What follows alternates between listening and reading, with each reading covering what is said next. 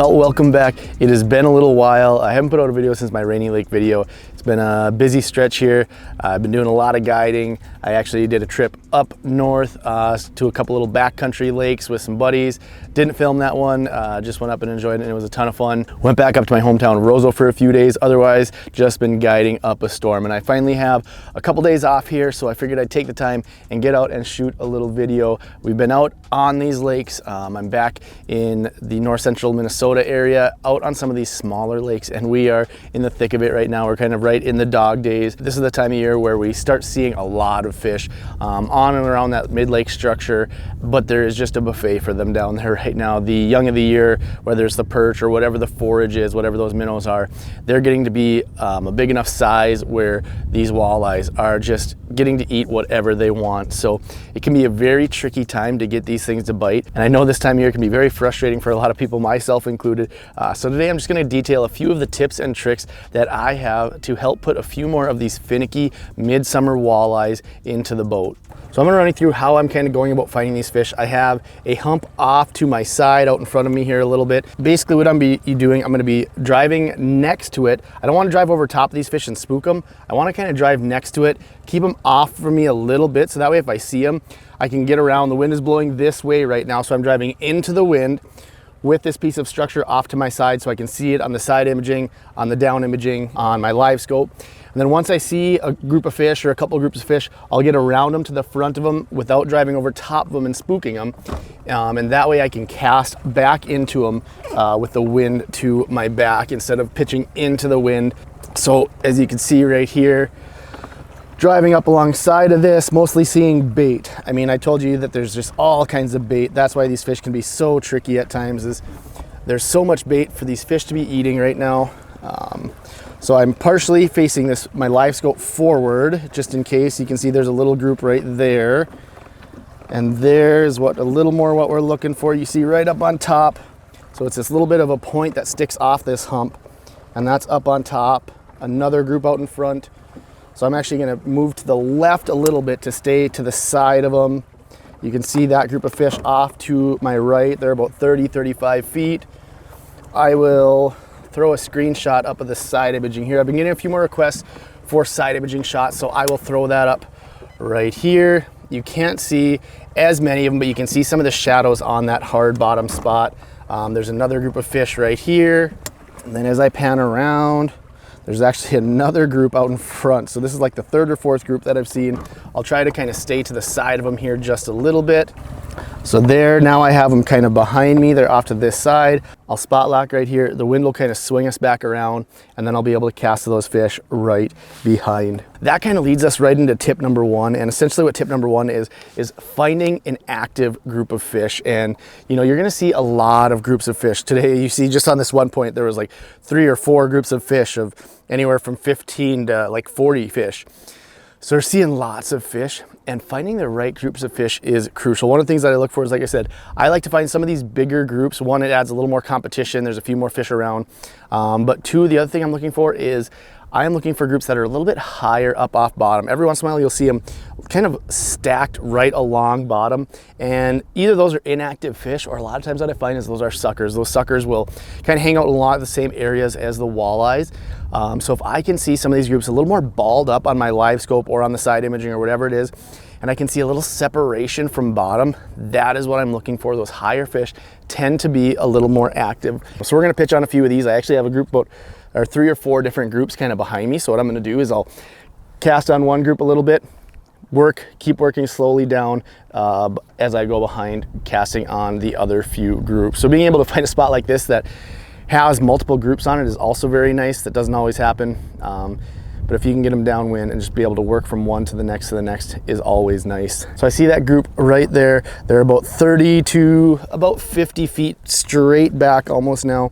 And I'm gonna try to get a cast basically right on top of these fish with this slip bobber. And that'll kind of lead us right into tip number 2. And tip number 2 is, one, staying off of these fish. I talked about that when I was kind of driving around. I wanna stay off these fish so I don't spook them.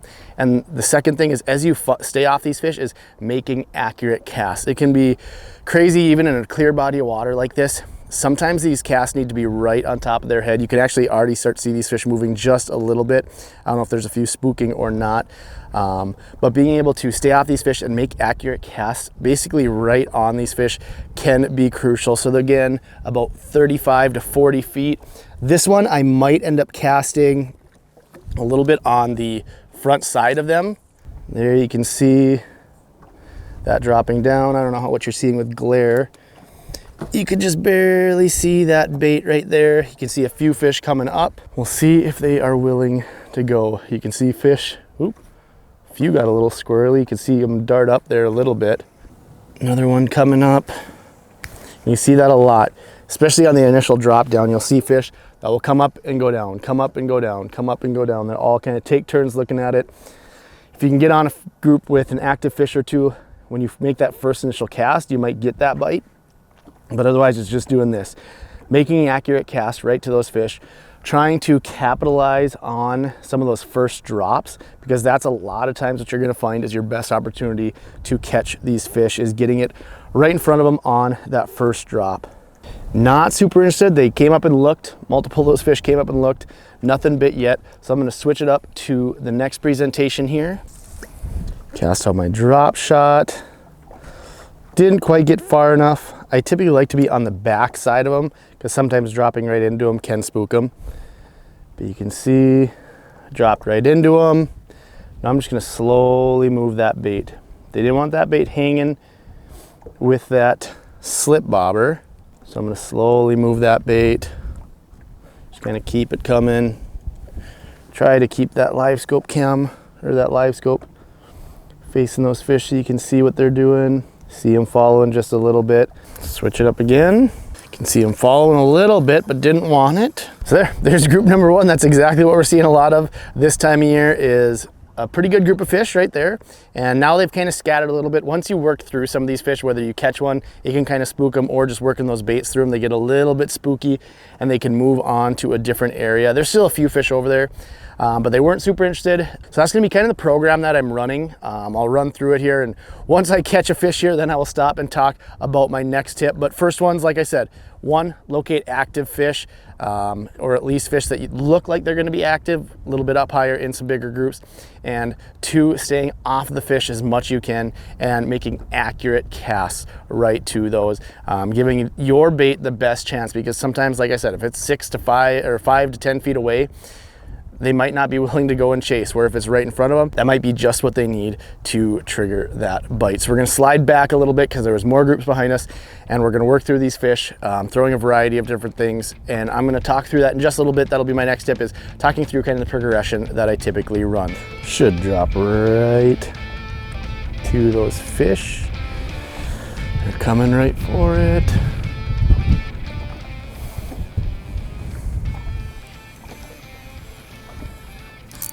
There we go. Finally on the board here. Doesn't feel big, but it's the right color. Oh, there we go. Finally got it done on the drop shot there. I am going to keep a couple of days to have a quick meal for lunch here, since I have the day off. So I'm gonna toss that one in. That is a perfect eater.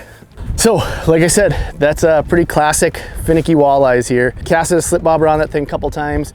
Finally switched over to the drop shot for my second presentation, and it just needed that bait moving a little closer to bottom.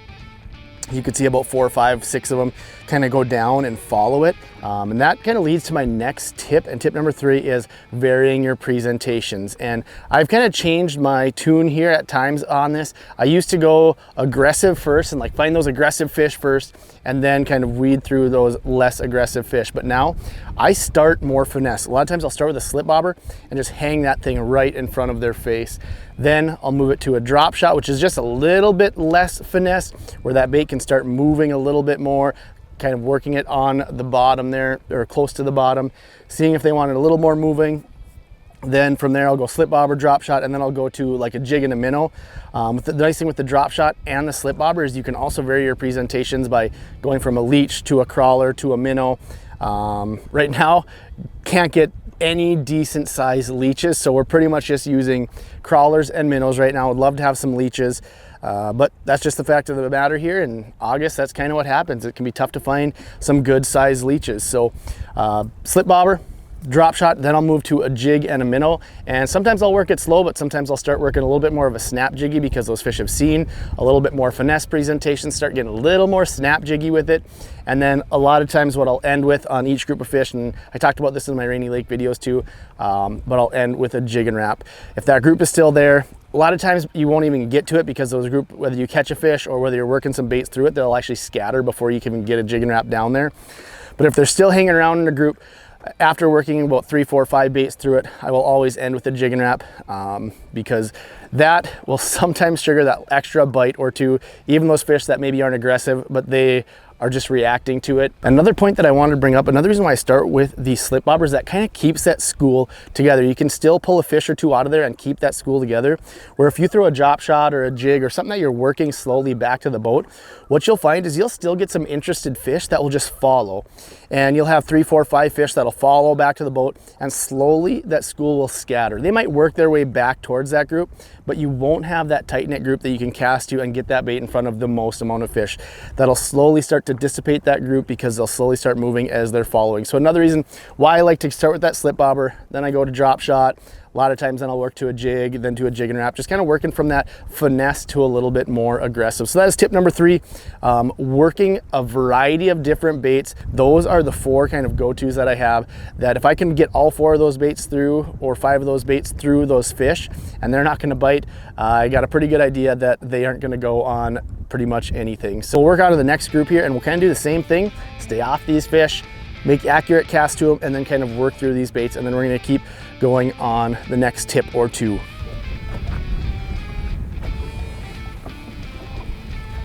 There, we got one going on the slip bobber. Man, these ones are out deeper now, and they're suspended. A walleye though.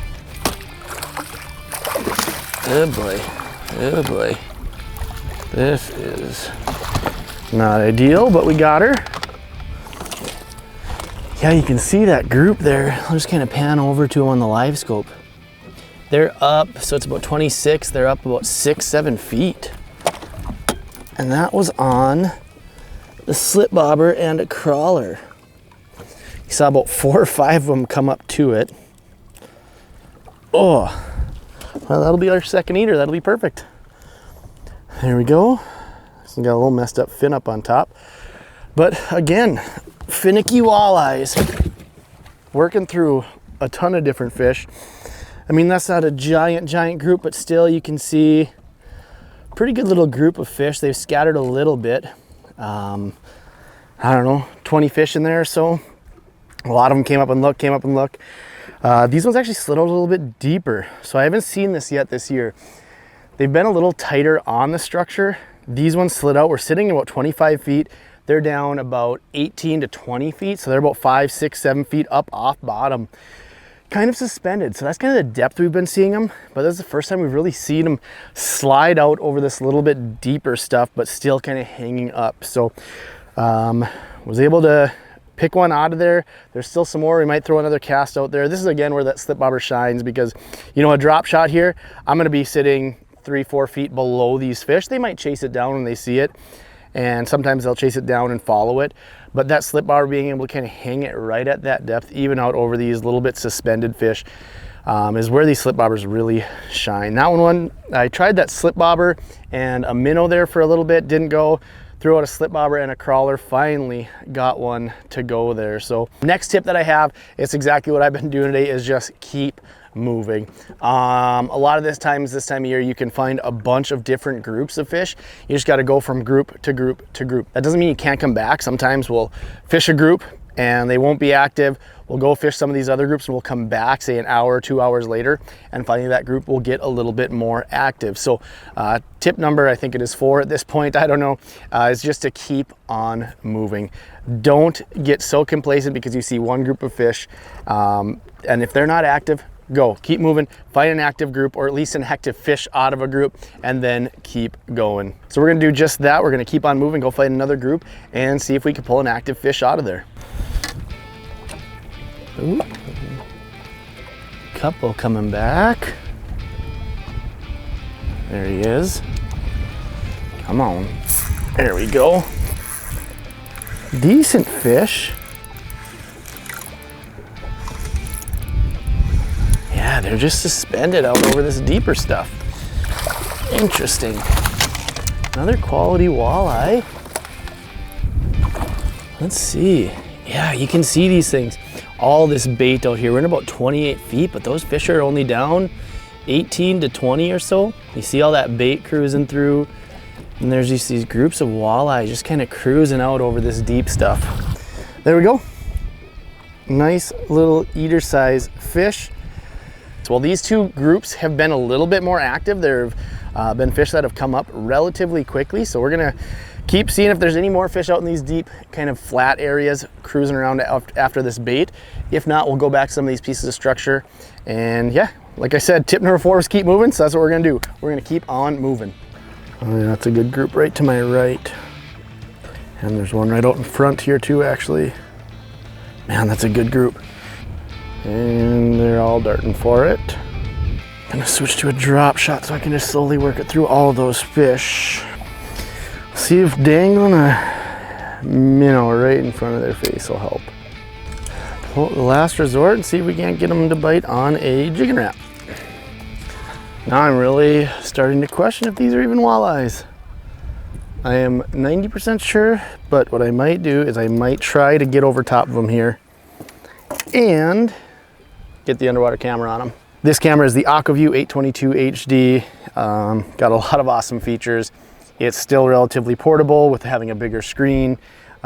It's got the recording feature, high definition, just a super sweet unit right here. They kind of combined a lot of the things that I liked about the previous cameras and put it into one camera here as kind of a one unit fits all here. So we'll see. I'm guessing they're gonna be pretty spooky. I might not be able to get on top of them, but I'm gonna try at least even drop on top of them a little bit here to try to confirm if they are walleyes or not. Yep, there's one bluegill, another one. Oh, yep, there's a few more. Another one, yep, definitely walleyes. Not sure if you're going to be able to see that or not, but I did get a couple flashes, and of course they are walleyes. And yeah, I was wanting to shoot a Finicky walleyes video, and here I am. Well, on the last tip that I wanted to give, I was hoping to catch one more fish, but I only had a few hours to get out here this morning and I need to get back in. But the last tip is don't fish lazy. It's very easy on a day like today when it's just an absolute grind like this. It's very easy just to get very lazy with your fishing. But when they're finicky like this, it's even that much more important to be fishing well and to be paying attention when you're fishing, because you miss sight of your bobber for a little bit, or you're not paying attention with your drop shot. And it always seems to happen no matter what. Whenever you're not fishing well, whenever you're getting lazy with your fishing, that is when they're gonna bite, and that is when you can miss fish. So, like I said, planning on shooting this little finicky bite today, but was not planning on having it be this tough. And honestly, a lot of times I probably wouldn't even make a video out of this, but I also want to be authentic and like, hey, you saw how many fish were down there. You saw how many different strategies we tried. We tried a bunch of different things, throwing it in front of their faces, and they would be looking often, but even couldn't get bit on the jig and wrap. And if I can't get bit on the jig and wrap, I know it's going to be a tough day. So was able to get enough for a quick little meal for my wife and I. Out on these smaller, deeper, clearer bodies of water, this is what you're gonna get some days. Then there's gonna be other days where it can really fire off and you can catch a bunch of fish. But yeah, that's what we got going on today. Hope you enjoyed. Hope you at least took something from this grind of a day here. Anybody who's fished has been there when you're seeing fish and you just simply can't get them to bite. One of the comments that I get a lot on my videos is how live scope is cheating. And you saw how many hundreds of fish that I casted on today. I don't even know how many of those groups of fish I'm actually gonna show that we didn't get bites, but literally casted on hundreds of fish, had our bait sitting in front of their faces, dropped the camera down, they were walleyes. Those are the days it sure doesn't feel like cheating. So again, Hope you enjoyed. Always appreciate the support. Thanks so much for watching, and we'll see you next time.